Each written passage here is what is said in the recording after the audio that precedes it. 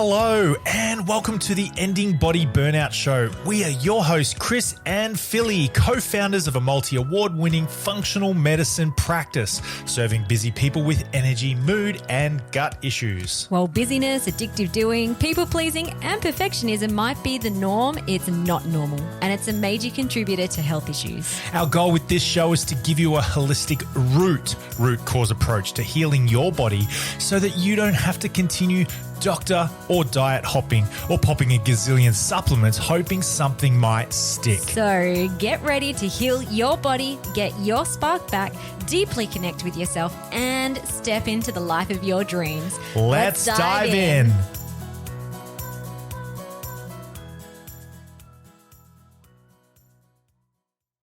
G'day guys and welcome to this episode of the Ending Body Burnout Show. It's 2026. Yeah, it is. Is it February right now? It will be February when this episode goes live. And also, people, 1 week. If you're listening to this on the day that the episode goes live, it is 1 week until doors open to our Ending Body Burnout Method program again, which is super exciting because we only open doors 3 times a year. So if you are a keen bean, or even if you're just curious around how you can work with us to address your body burnout, often that shows up as energy, mood, gut issues, and you're running busy, overdoing, people-pleasing, perfectionism patterns, head down to the link below, check out the Ending Body Burnout Method. You can also pop your name on the wait list, and waitlisters will get access to joining the program 2 days before the doors officially open. Bonuses or benefit of doing that is you get $500 worth of early bird bonuses. Yay. Plus, we only have limited spaces. So we've only got 25 spaces to welcome in new clients. We do sell out over the course of launch week, and so being on the wait list means you get first dibs. Our program does include one-on-one consults and coaching, so it means you can get in and you secure a spot. Yep. Yeah. So today we are doing a podcast all about anxiety, uncertainty, and breaking free from all of that. And we'll be talking a little bit about our free Rewire Your Brain to Heal Body Burnout event that we're holding as part of launch week. Again, if you're listening to this on the day that this episode drops, that free event will be happening in a week's time. So head on down to the show notes and join. It's going to be awesome. I'll talk a little bit more about it at the end. But essentially when the brain gets stuck in anxiety patterns, which is really common when there is body burnout. So when you're running overdoing, perfectionism, people-pleasing patterns, you're stuck in fight, flight, or if it's been going long enough, you've dropped down into freeze, immobilization, fatigue. Anxiety is often a big part of that. And so is fear of uncertainty. And these two things do go hand in hand. So anxiety and uncertainty often, if you think about them as petrol and fire, chuck them together and it will show up in your body and mind for a lot of people. And here's the thing, you're not weird, you're not broken if this is what you're currently struggling with. All humans are wired to survive.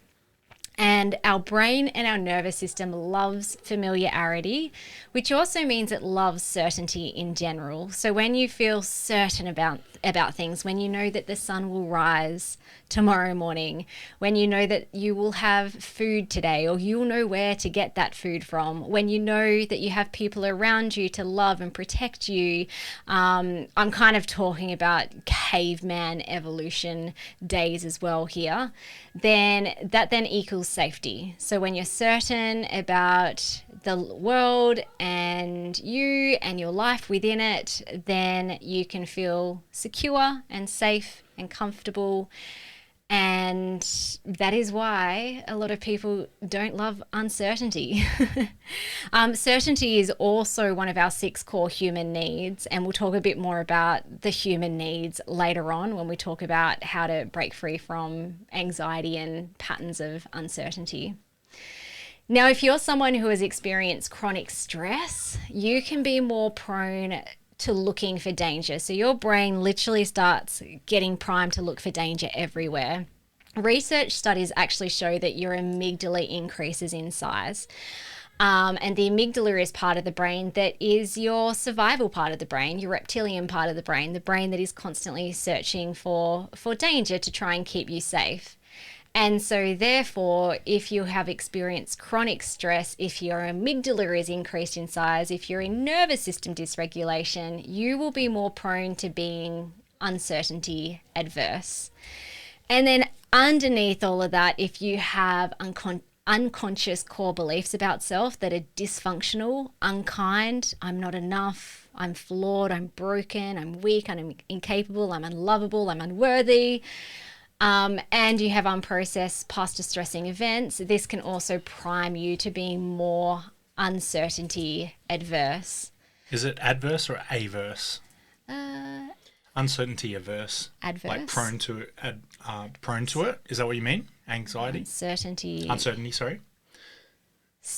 Uncertainty adverse. Yeah. Averse. Okay, whatever. Averse? A-V-E-R-S-E or A-D? I'm pretty sure. I don't know. Basically, what I mean by that little coupling of two words is you hate anxiety. You hate uncertainty. It causes a lot of fear versus someone who has a high risk profile, who loves spontaneity and believes that the world is safe and that they are capable and strong. That brain is going to be okay with uncertainty. It's averse. What does adverse mean? Well, adverse, if you think about adversity as like a challenge, it's so adverse means preventing success or development, harmful or unfavorable. Oh, So, I think that could work as like well. it could then. work, but having a strong dislike of something is averse. Okay, people, I learnt something. This is the way it works in our relationship. Philly has the PhD in English literature, but I do the words. I don't know how to spell. Okay, so I'll give you an example of that. And again, if you've been a long-term listener of our podcast, you would have heard my story around the belief underneath the burnout patterns that I was running. So I had a deep belief that I was weak and incapable. How this showed up for me was bad things will happen if I'm not in control of everything. I have to be in control of the money. I have to be in control of the shopping. I have to be in control of the travel and the holidays. And I have to be in control of when the plants are watered, and, kind of exhausting if you just go down that big list. And so it showed up for me as a pattern of control, which also meant that I was fearing uncertainty. So if deep down below the surface I believed I was weak and incapable, I had to try really, really hard to control everything because uncertainty was exposure. So if something uncertain happened and I wasn't ready for it and exposed me to the rest of the world, how weak and pathetic I was, then the worst fear about myself would be confirmed. And so, it caused a lot of anxiety for me. And so, when you are fearing uncertainty, patterns of anxiety can start showing up as a I'm not safe signal in times of uncertainty. Here that I just said patterns of anxiety. So you don't have anxiety. You're not an anxious person. You just might show up with patterns of anxiety, which is simply a signal that you're currently not feeling safe in some way. For me, that showed up as chronic anxiety, repetitive thoughts, a little bit of OCD stuff happening as well, hypervigilance, always snappy, very much struggled with spontaneity and change, panic attacks, insomnia, busy, overdoing, can't relax, perfectionism patterns, and then also psychosomatic symptoms in my body and chronic inflammation in my body. Mine was breathing, perfection, rumination, repetitive thoughts, cyclical, like just going around and around and around and around, like that sort of stuff, hearing sound bites that repeat over and over again, snapping, that sort of thing. It Yeah. would be on the basketball court. Now I recognize it. Oh man, for anyone who played basketball against me, especially against me back in the day, I'm sorry. You used to get feisty and Yeah, it was. It timed out, didn't really you? was anxiety. I averaged 4.9 fouls in 2006. 4.9 fouls. I fouled out every game except for the very last game. learnt your lesson by then. No. To keep your mouth shut. No, not really. No, it took me your team another was just doing really well that day. 12 years before I started working on it, really. Yeah, When okay. I think about it. But yeah, like anxiety for me was showed up a little bit different to you. And was that around uncertainty specifically? Like it was kind of like, I have to try really hard. I have to own the game. I have to prove and defend so that I'm awesome, so that I win, so that everyone loves me and I don't get rejected. Yeah, I wouldn't have thought about it in the moment. It was just like when there was pressure out external to myself, it was pressure internally felt for sure. And it ended up being a lot of unresourceful expression for sure. Yeah, right. Okay, so as a recap around the link between uncertainty and anxiety, uncertainty triggers anxiety because your brain's core job, or the amygdala, because there's lots of different parts of the brain, the amygdala's core job is to keep you alive. And not knowing what might happen in the next minute, hour, day, year gets interpreted as a potential threat. What if the tiger is about to chase me? What if my girlfriend is about to dump me, if I'm talking about Chris? What if I don't get that shot in that I have been... You called me your girlfriend. I'm your girlfriend. Your past girlfriends. Oh. So here's what's going on from a neuroscience perspective. Your brain hates missing information. So when there's a gap, when there's no clear outcome, no timeline, no answer, it tries to fill it really fast. And anxiety is a really good way of doing that, because then it's like, anxiety is essentially an obsession with the future. It's trying to control what might happen, all the different pathways that might happen in the future. So it keeps you in an alert state. Uncertainty also removes your sense of control. So again, control equals safety to the brain, the nervous system. When you can't control the outcome, your system ramps up to try and create control. And that's where you can start having those anxiety patterns, overthinking, checking, double checking, triple checking, researching, seeking out reassurance from other people, or, even just the internet. And your threat system would rather be wrong than unprepared. So from a survival perspective, it's safer to assume the worst and be ready than assume it's fine and be caught off guard.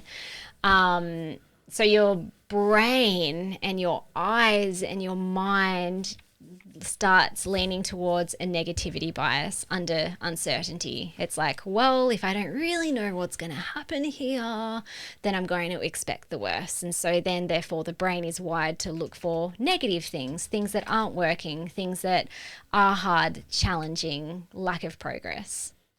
When being in the military played into that, as well as playing sport, you're being prepared for all things, and then doing scouts and ventures and things like that. The motto is be prepared, and there's a saying, it's 2 is 1 and 1 is none.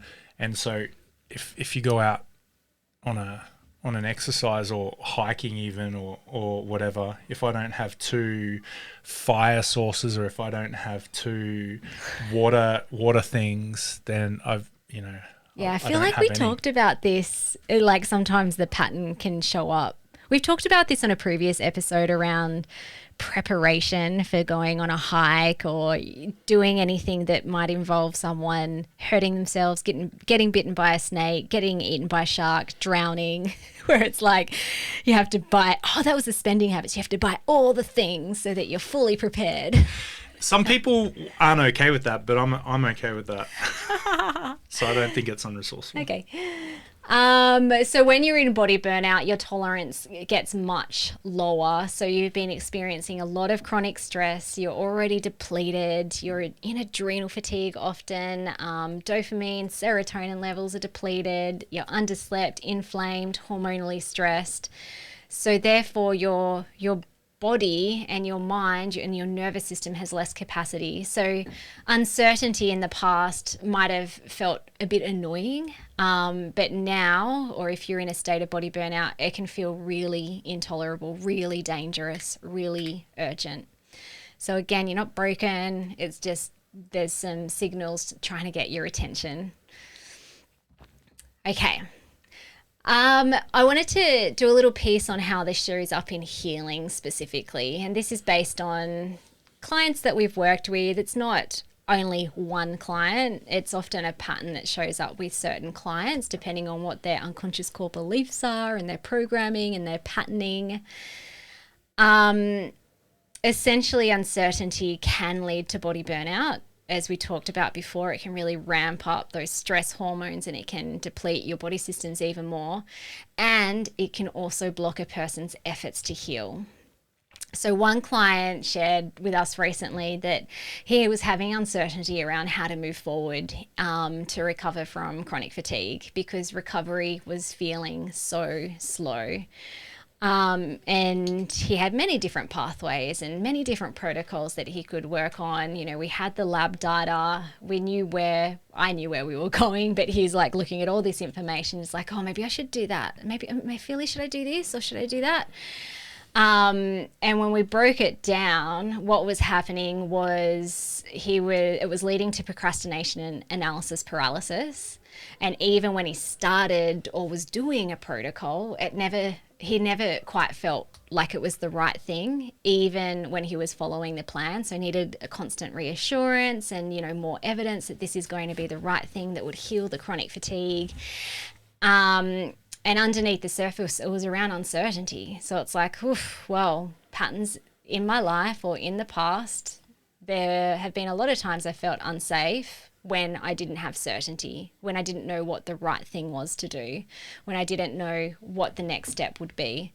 So that was impacting, the healing journey, because it was actually slowing it down, even though the uncertainty and the anxiety around it was around like, I need to know exactly what's going to happen next so it is faster. By the way, all of these people that I'm thinking about have broken through a lot of this, which is so cool, which is what we do inside our Ending Body Burnout method. We're not expecting people to come to us to be perfect clients and to do exactly what we say. 95% of the work is helping people move through their blocks so they're actually healing in a way that heals rather than causes more body burnout. Another client, and again, this isn't the only client, and it's something common that I see, where she was having some flare-ups. So sensitive, it was quite sensitive to a lot of things, different foods, different supplements, even doing metaphysical work and looking at beliefs underneath and rewiring was causing her system to have a fight-flight response and was triggering anxiety. And so, again, this was connected to uncertainty. So it made her start questioning, is this the right thing for me? Maybe I'm doing it wrong, or maybe this is the wrong thing. Why am I feeling worse, not better? And also started showing up as stories around, maybe I'll never be able to heal. Maybe I'm just going to be the person that tries so hard and does all the things, but my body freaks out with anything I'm trying to do. And so therefore I'm going to be stuck forever. Again, like initially this led to nervous system shutdown, where it's just like, oh, too hard, let's shut down, let's escape. But also created an anxiety loop around I'm broken. And also started feeding a belief around, or a lack of trust in the healing process and in self. So again, this client has broken through this. It took a lot of time and a lot of dancing, and a lot of coaching. But this is where I see uncertainty, anxiety blocking the healing process.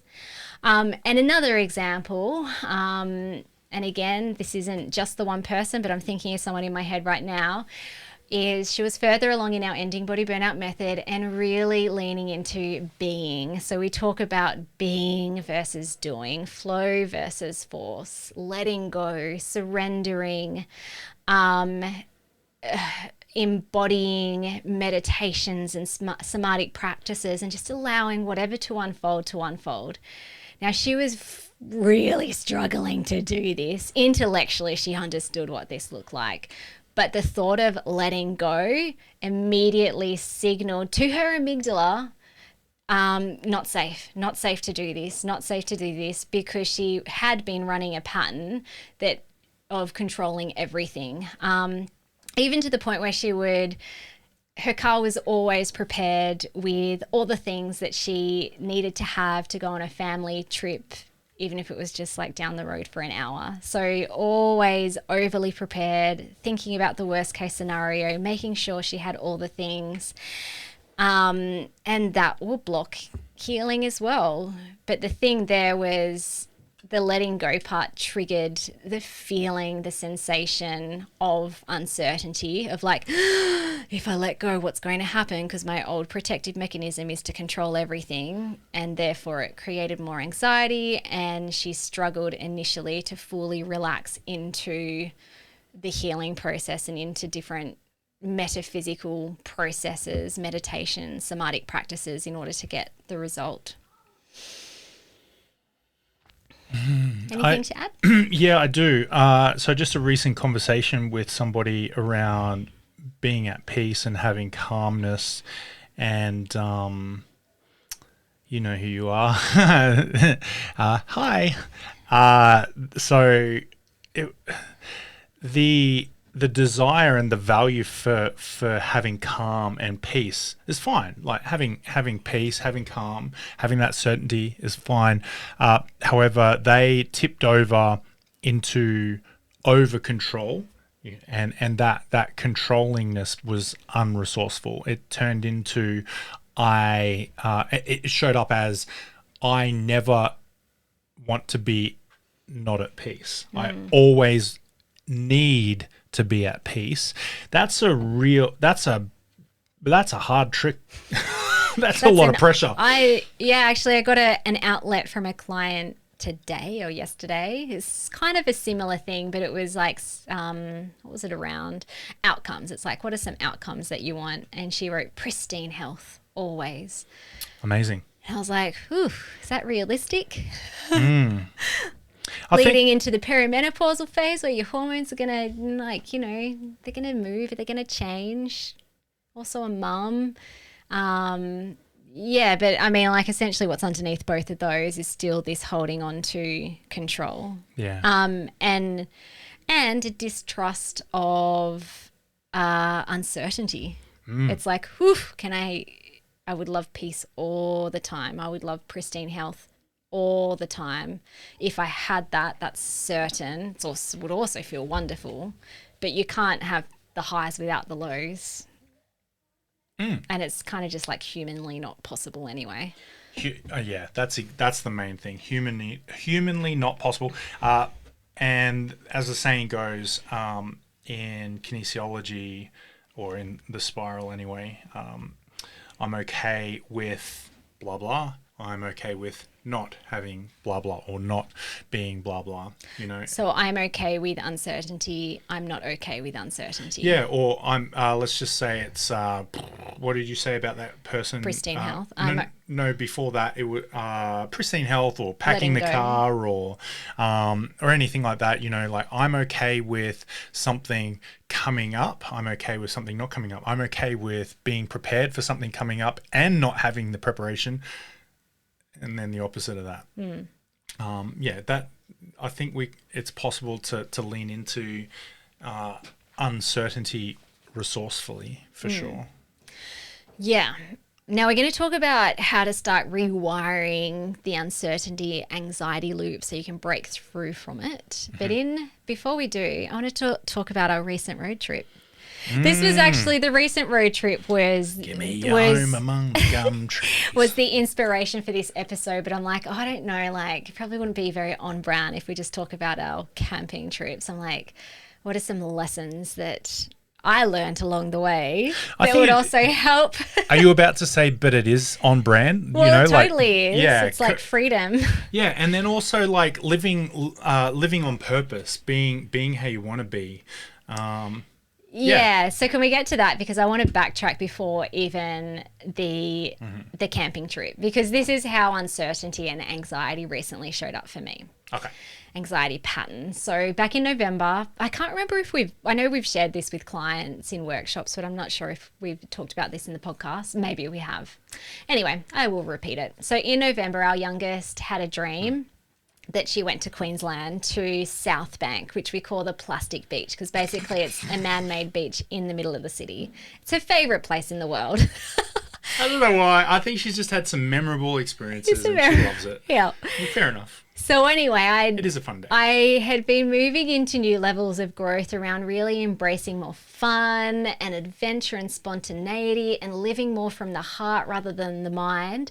So after Elsie like glowingly shared this dream, I'm like, well, let's go. Let's go. And so I jumped on the internet. I jumped onto the Spirit of Tasmania because I'm like, let's make it a full-on road trip. Let's like explore not just Queensland, but Victoria, New South Wales and Queensland. And Chris is like, ding, ding, ding, permission granted to like finally get the camper van set up. Yeah.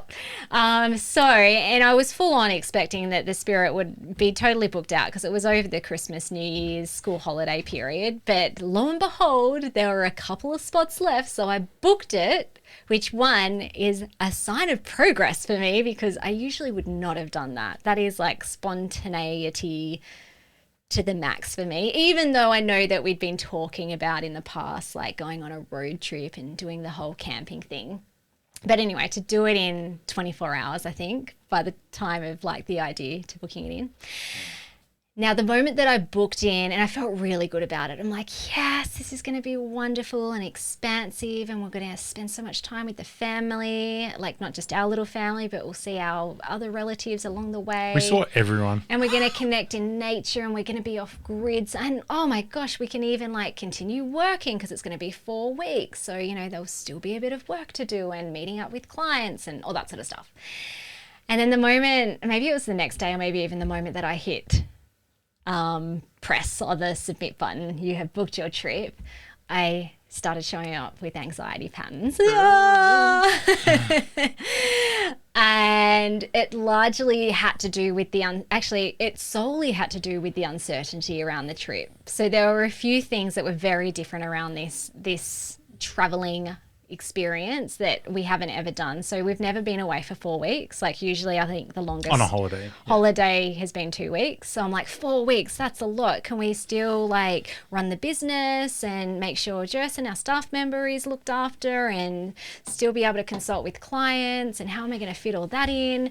And are we going to have Wi-Fi? And what if I book people in and we don't have Wi-Fi?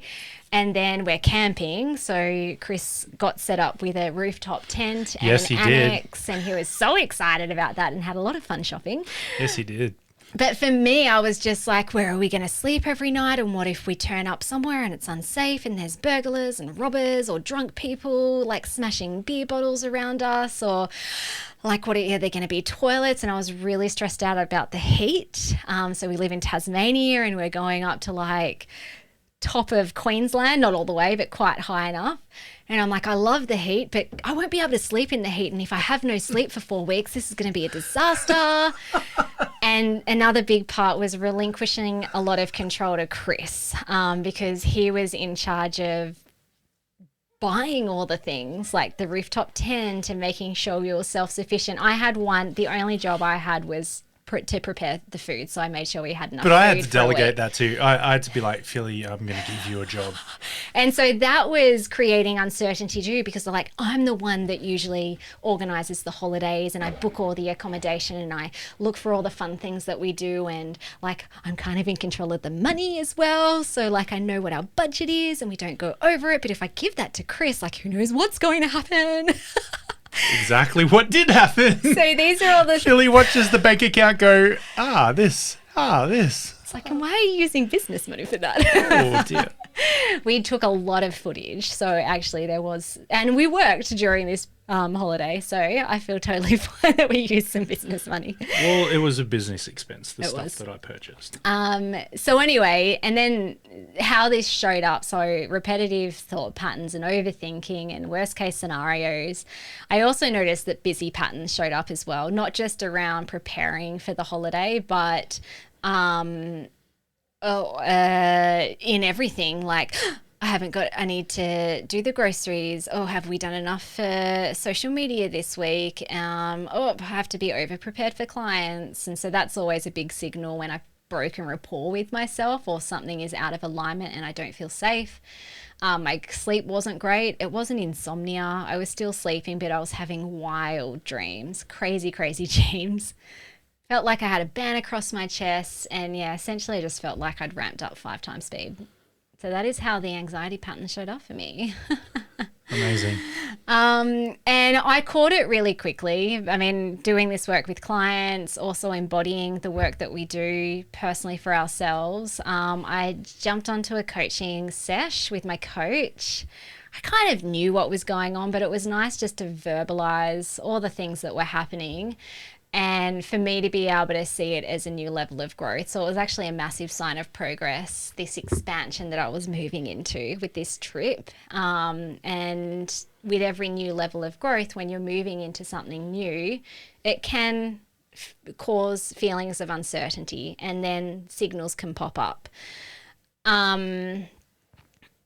So that was really helpful. And I had a few coaching sessions. I did some meditations, some somatic practices. And like within, I don't know, maybe I was probably hanging around for a little less than a week, but then that essentially switched off.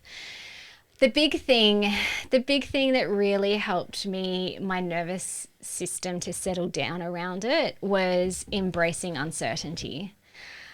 Because essentially this trip that we had just booked, that we were planning in our heads, was all around adventure, spontaneity, being organic, allowing whatever to unfold. So the moment that I saw that as, oh, okay, this trip is actually about uncertainty, and I surrendered into the uncertainty, that also helped switch off the signals, but it also allowed me to just have a really wonderful time. There were some crap parts as well, highs and lows. It's probably literally about crap as well. Pooping in a bucket will change you. Yeah. Pooping in a bucket and then disposing said poop Yeah. is also an experience which we'll save for another tale. But one of the things that I just loved about it was not knowing where we were going to sleep every night.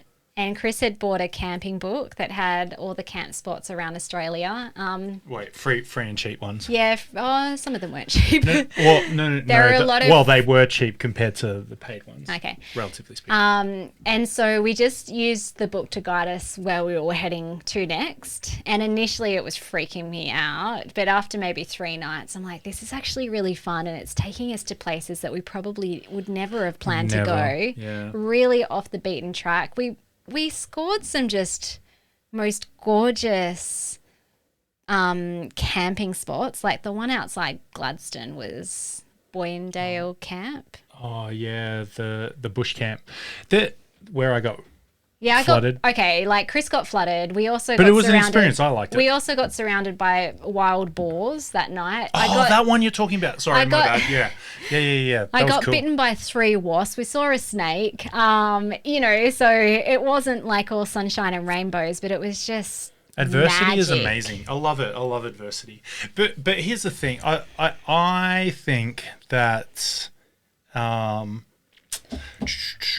what were you saying before that? We went to places that we never would have gone to before, right? And that's what embracing uncertainty gives you as well. Yeah. It's like if you stay in the realm of like, I have to control everything, I have to be certain about everything, you have a very small map and small life. Yeah. Whereas when you start surrendering into uncertainty, embracing it, like the world is your oyster. And the world is huge too. There's such a beautiful, there is so much beautiful stuff. Okay, so FYI, everybody listening to this, where we live is beautiful. It is probably the best place. Yeah, actually, it's really rubbish. You wouldn't like it. Nah, don't move here. But yeah, so when we were traveling around Australia, there were some parts that it just broke my heart. How impoverished, how run down, how let down, how hurt, how hard and how harsh the experience of those particular locations and communities were. But then we went to some places and it was just an unexpected delight, wasn't it? Like it was amazing. Made me feel very privileged, very lucky, some very real blessed. Spiritual. I can't even remember. Nothing happened. I think we packed up from one camp spot. It was after you were flooded. But before that, I was just watching the girls holding hands and they were playing like those little games where you clap hands with each other, and I can't remember what they're called, those things. And then it was New Year's Eve and we bought some ginger beers. We went to the Bundaberg place. We had some ginger beers. Fair bit of sugar in there. There was no internet. It was just beautiful, and I just remember my heart just glowing the next day, even though we'd had a really crap night's sleep because of the flooding. But that was also part of it. I think that made the adventure, because the adversity of it in the middle of the night, I just realised my dog was really, really saturated and wet, and she came and gave me a cuddle. We got a cavoodle, and she's just like a wet mop, and I'm like, why are you so wet? And in my foggy, 3 a.m. in the morning, why are you so wet? And then when I moved, the whole bed mattress kind of like water-bedded hydroplane. And I'm like, why is the mattress floating? And then it hit me and I woke up and I'm like, I am flooded. And got out and I realized like that part was all dirt when we went there. It was like a beautiful flat. I'm like, yeah, this is going to be the best place to sleep in the tent in the annex and stuff. There's like no rocks and all this sort of stuff. It's beautiful. It's even like laid out and flat. Anyway, I realized why there was no vegetation growing on that flat spot. It's because that's where the puddles go when it rains. So we camped in a puddle. And it rained. And in the middle of the night, I tried to dig a little trench with my ET and entrenching tool, and that worked until the rain kept coming. And then you ended up sleeping in the car. And I was just like, poop. But for 2 hours, all I heard was I'm like, and I didn't want to say anything out loud because I didn't want Chris say, oh, you're awake, come and help me. So I'm like, oh, just stay quiet, and hopefully he stops making that noise soon and just either comes up into the tent and sleeps with us or not. I mean, one thing that was a benefit of me relinquishing most of the control to you was like me and the girls were actually treated like princesses, I feel. So we got to sleep in the rooftop tent. I mean, there was enough space for Chris too as well, but you chose not to because your body temperature is way hotter than ours. And I could relax even more. I could spread out and snore and not annoy people. Yeah, I had the time of my life. It was great. But also because it was like, well, Chris is taking lead on this holiday. I'm releasing all control to him, minus the food. I will lap this up. I will lap being treated like a princess. Even though I've had no shower for 3 days, we're pooping in buckets and we're using baby wipes for showers. That's what most guys want. They want their women to feel like princesses. And another thing, like just around embracing Queens. Uncertainty and spontaneity was, we found a cool place on the map And it's like, let's go there. So one of the like magical places was Southwest Rocks in New South Wales on the coast. It's hard to. Yeah, there's so many, but yeah, not many people talk about it. Actually, I've never heard about it. And when we were leaving to go from Brisbane to Sydney, a few people were like, "Oh yeah, that won't take you very long. You could get down there in a day." I'm like, I don't want to fang the car and get down to Sydney in a day just for the sake of certainty. Let's explore. And so anyway, we came across this beautiful coastal town, and I was swimming with dolphins in real life. Mm-hmm. Like, how amazing. And then everyone was caught out of the beach because they thought they saw a shark, but there wasn't a shark. So then we all went swimming again. Where is Southwest Rocks again? It's near Byron Bay, is it? It's below Byron Bay. Yeah, I forget where it is. But it was beautiful. It was so beautiful. It was super beautiful.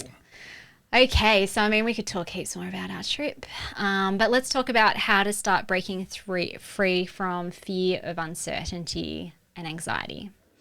So I briefly mentioned earlier that we have 6 core needs. This actually comes from Tony Robbins. So the 6 core needs are certainty, variety, love and connection, significance, growth and contribution. And this is a framework that we use with our clients when they first start working with us. So if the very first 6 core need is certainty, then certainty is important. As I said before, brain, nervous system loves certainty, loves familiarity, loves to know what's coming up.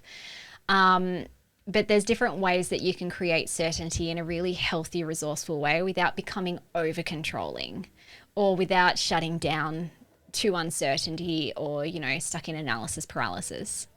So the first one would be embracing uncertainty, as I was talking about before, because at the end of the day, nothing is certain. Like we often say, well, the sun is going to rise and the moon is going to rise, but do we even know? Like maybe one day it won't. So nothing in this life is certain. So the moment that you embrace uncertainty as a given, that actually creates certainty. It's like, there's certainty that there is no certainty. Okay. And then the next piece in that would be backing yourself. So doing the deeper work, which I'll talk about in a moment, doing the deeper work to resolve and let go of and rewire, reprogram unkind beliefs about yourself, unresourceful beliefs about yourself, so that you're backing yourself, so that you know who you are, so that you know that you can handle it. Anything that comes your way, you're strong, you're resourceful, you're lovable, you're wonderful. So that's, building self-confidence and backing yourself gives you certainty. Establishing healthy routines and ritual can also be a really healthy, resourceful way of creating certainty. You don't want to do it in a stringent, perfectionist way, but if you've got those healthy routines built into your day-to-day life, that can give you certainty so that when uncertain things happen, you've got a foundation. And that's actually something that I was really craving in the last week of our holiday. I'm like, I'm ready to go home now. I've had enough variety. I've had enough adventure. I actually just really want to nest in my home and have go back to my usual routines and rituals. Mantras can be really helpful for creating resourceful certainty and also embracing uncertainty. So even as simple as I choose to embrace uncertainty, I trust the process of life. These are some of the ones that helped me. It's safe to let go. It's safe to be slow. It's safe to be more flowful. I choose to focus on my circle of control. Do you have any other affirmations, mantras? She'll be right. She'll be right, mate. Yeah, actually, you know what? That's probably one I was embracing previous and on the holiday too. It's like whatever happens, happens. I do have one other strategy that I think is cool. This comes from conversations with our youngest, with Else. And she will say things to me. What's an example? In the garden, for example, she'll say, "What's an example?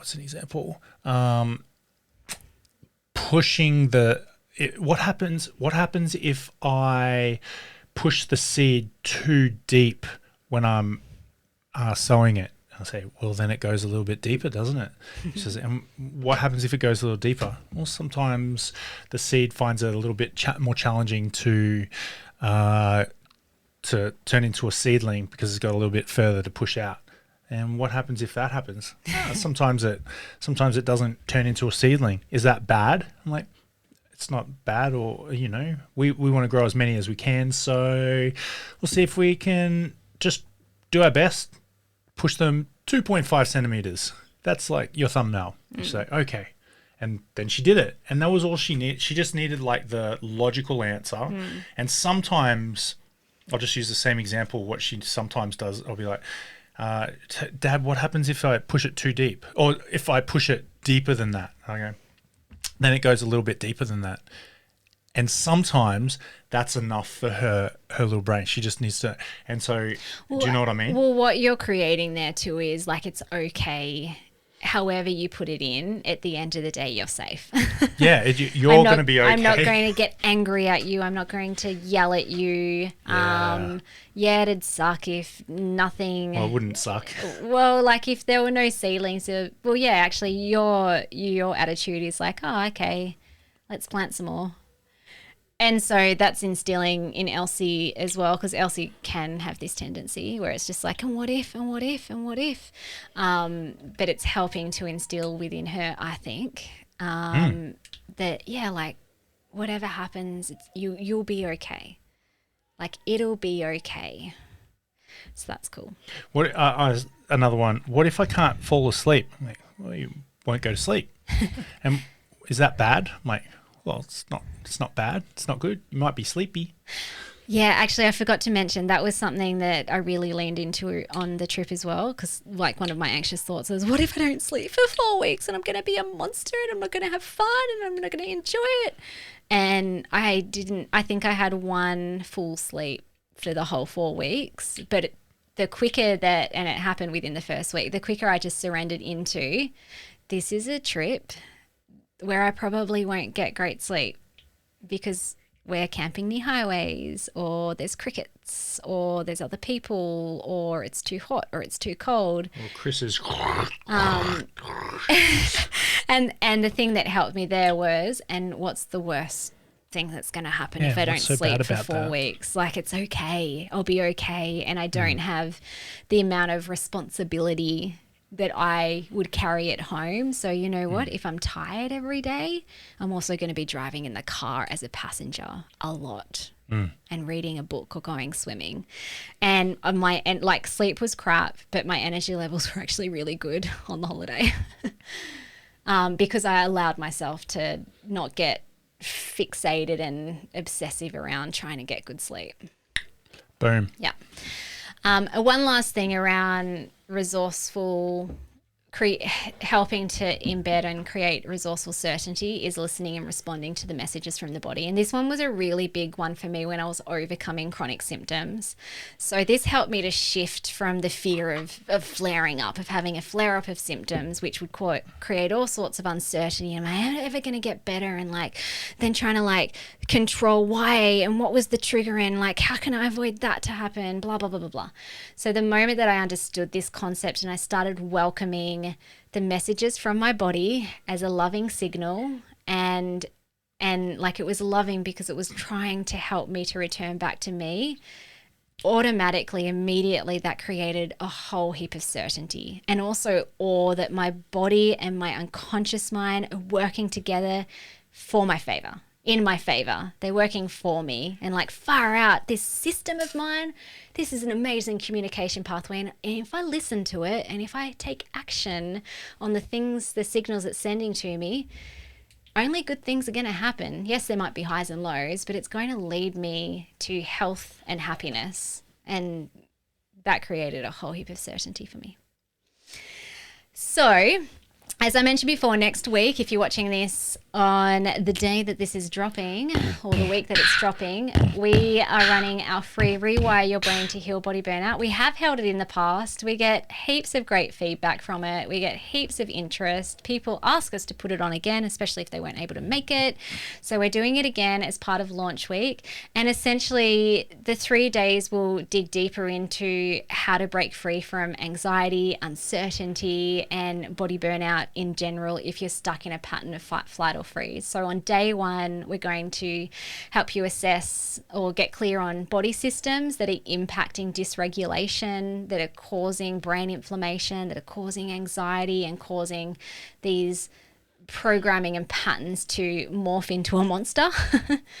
On day 2, we'll help you to get to the root cause. So in our practice, we believe that the deepest root cause of body burnout is the deepest fear you have about yourself. So a deep unconscious core root belief about self. That'll be a beautiful transformational coaching session, which will help you to get a lot of clarity around the patterns that you're running and what's happening underneath the surface, so you can actually start changing it. And then on day 3, we'll help you to switch off symptoms. So this is where we'll really help you to listen and communicate with the signals coming from your body and help you to rewire neural pathways so everything can start calming down and healing optimally and functioning optimally. So check out the show notes and register for that one. It is free. Boom. Awesome. All right, guys, have the best day ever and chat to you later. Bye-bye. Thank you so much for listening. We so appreciate you. If you'd like to give us extra smiles, drop us a review and spread the love by sharing this episode. You can also rate your own state of burnout and the root cause contributors by taking our Ending Body Burnout Assessment on our website. And if you're interested in learning about our group or one-on-one Ending Body Burnout programs, shoot us a DM via Instagram or Facebook. Have the best day ever.